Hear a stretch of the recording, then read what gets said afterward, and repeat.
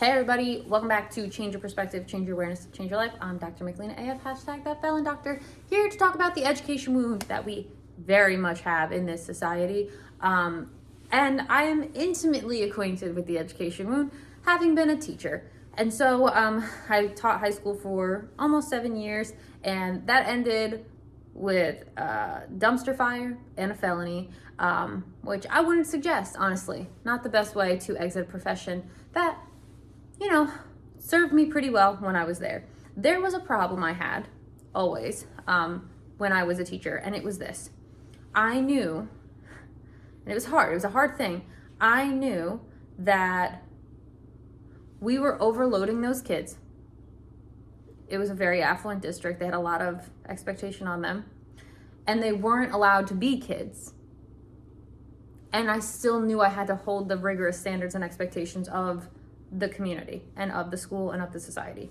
And it was really a battle for me with believing what was right and doing what I was expected to do because I was getting a paycheck and it was my job.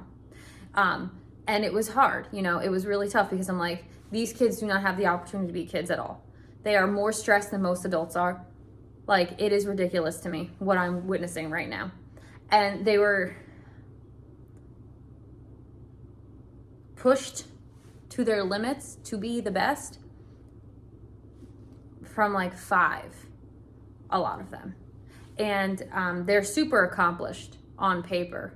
I mean, all of them were like athletes, they were musical, they were in at least AP and honors courses. Like, the salutatorian every year had like a 4.4 GPA and like a 1600 on the SATs, and they were still numbered 2. And it was a joke among everybody, a sort of a sick joke, honestly, among everybody who worked there, that like you can do all that and still be the second best. It was ridiculous. It was crazy. And that is just one experience at one school. Now, I also student taught in like 5 different schools. I have my master's in teaching, and so what you needed to do in the program I was in was do practicums. So every year since I was 18, I'd be in classrooms doing practicums. So I'd been in classrooms for over 10 years, and they were all different. Every school has its own very strange atmosphere, energy, and community. Every single one. So everybody has a school wound. Everybody has a school wound because everybody's gone to school. Even if you were homeschooled, you have a school wound that you didn't go to public school, that you had a different experience, that you were homeschooled by like your parents. And are you behind? Are you ahead? Are you this? Are you that? Right? So everybody has a school wound because everybody has their own experience and relationship with school. I find people who were in the public school system have more of a wound, honestly. People who are in the public school system, it tends to be a breeding ground for a lot of negative stuff, emotionally and mentally. And there's no real positive that comes out of it. I won't say that people don't have good experiences.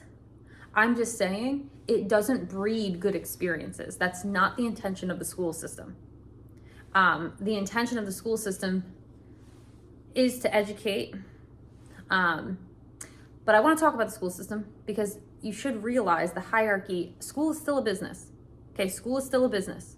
When I was studying for my PhD, I was like, the structure of the school system is not different than any other business, except for the people who are making the decisions have no classroom experience. And that is unique. It's the only industry that I've ever seen where the people who are at the top making the decisions have no experience with the classroom and every experience with their children. Because what happens is, because a school system is a public investment, the board that makes all these decisions about curriculum and works with the, the CEO, the superintendent, they're parents in the district. So they're getting secondhand knowledge of what goes on in the classrooms from their children. And so there's already a lot of nepotism and favoritism in that. And so it's really like a flawed system because the people who make the decisions of what should and shouldn't be in the curriculum are emotionally invested in their children. They're 1 or 2 or 3 specific children. They don't care about the community at large. They don't care about the benefit of everything. And so they're making financial decisions for the institutions. They're making education decisions. They're making personnel decisions. It's a really flawed system, the public school education system. It's very flawed. And it's sort of like a puppeteer. You know, the people who are doing the work, who actually know what goes on, are answering to these people who literally haven't stepped in a classroom for 20 years, and they only know of the classroom through their child's account, which is always going to be skewed and flawed. So the fact of the matter is that there's not a lot, and anybody who's been through the public system knows this, there's not a lot of like emotional, mental, I would say maybe even physical support. You have physical education, and like most of the time that's kind of a joke. But there's not a lot of support in any way, shape, and form that isn't intellectual. And that's totally, hey, listen, what's the school system supposed to do? They're supposed to educate. They're supposed to be giving intellect, you know? The thing about that that's tough is that there are a lot of different ways to learn. Garner has a theory of intelligences that charts 9 different ways we learn. And only one of them, linguistic, is really what happens in the school system. You know, the school system setting of sit down at a desk and listen to this, like it's so impractical. I used to get so aggravated because I'd be like, guys, you're telling me to teach my children differently, but the way you're lecturing me, you're doing the exact thing you're telling me not to do. Additionally, there's no real other option for the school systems.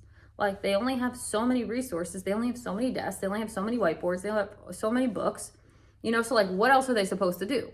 It's a hard thing because every school system is different in every state, in every town, in every country. You know, school looks different no matter where you go. And so everybody has a school wound because there's a lot of flaw in the system, and we're all subject to the school. Not everybody's subject to the church. You don't really need to be subject to the political system. You don't necessarily need to be in the economic system until you're 18. But the one system that everybody's in, because we're forced to be in it, is the school system, because it's a mandate from a young age. And so that one has to be kind of looked at with the most critical eye. And if you look closely, hell, if you look from a distance, there's a lot flawed in that system. There's a lot of ways in which you can be wounded. So let me just really quickly. 1, you can be wounded intellectually, right? Which is to say you weren't smart enough, you weren't good enough, you didn't get the grades you needed to get. You could love a subject and have an awful teacher and then you hate the subject. Or vice versa, you could hate the subject, have a great teacher, and then love the subject. You're forced into figuring out what you want to do when you're still brain is developing and like you don't know. I just had a conversation with one of my former students the other day, and he was like, yeah, I liked speeches, so I went into speech, and then I got into college and I hated it, and then I didn't know what to do. Right, of course not, because you didn't let people be free to make the choices or explore or do anything, you know? And again, the point of school is to like figure out, oh, what am I geared toward? What do I like? What do I not like? But again, the people in that institution can make something that you do like awful or vice versa. I was another student when I was teaching, he was like, I used to love, I think it was history. He was like, I loved history. I wanted to be a history teacher. And then I had this teacher and I was like, I don't want anything to do with history. And they like jumped to a different subject. Because when you're a kid, you're impressionable, you know? And so like, well, to be perfectly honest, depending on your mindset, sometimes you're impressionable even as an adult and sometimes you aren't. It has less to do with age and more to do with mental fortitude. But again, you have less of a chance to develop mental fortitude when you're younger. Some people have it right out the gate and some people never get it. That's its own discussion for a whole nother day. But you can be wounded in a lot of ways in the academic system that has to do with pure intellect, right? Which is the thing they're supposed to cultivate.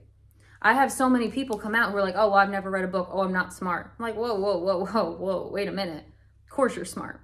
You're not smart just because you didn't. Einstein said it best. He was like, if you measure the intelligence of a fish the same way you measure the intelligence of like a squirrel, and I might be making that up, you're not going to get the same ability scale, right? Like, of course. So, oh no, okay, no, I messed that up. If you measure a fish's ability to climb a tree, it's going to look like it, failed. Because, like, of course. Something like that. I don't know, look it up. But long story short, if you aren't playing to people's strengths, of course you're going to be looking at their weaknesses. And in the school system, there's a lot of places to be weak because there's so many different things that you can or can't be good at. So many people have a wound with this education system, which again, I know because I've been in the system. I've always been in the education system, like clearly. And I've been on both sides of the desk. And I've done good things and bad things. Like I've done a lot of things that with the education system, And so it does breed perfectionism. It does breed worth in your work. It does breed, if I didn't get the A, I'm not good enough.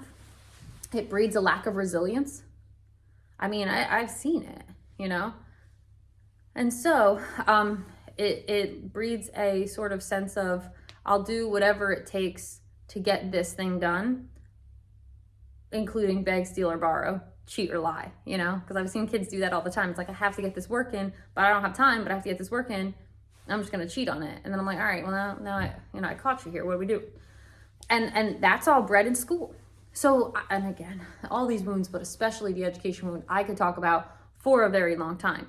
I won't, because I think if you just look back at your school experience, you can already, this one's easy. You can figure it out. Teachers you didn't like, moments that embarrassed you, things that were shameful.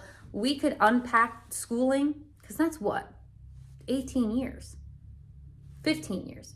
We could unpack schooling wounds for literally like so long. We could unpack those wounds for a very long time because everybody's got them. Everybody has them. And so that was why, part of the reason why anyway, me and my team created an academy. We created a school for mind, body, and soul because traditional school systems can't talk about that. It's not their place, it's not their job. And family systems are falling apart and not teaching that. Not teaching the ability to just show up and be yourself and how it's enough. And so we have to help a lot of people get back to themselves. I had to do it myself.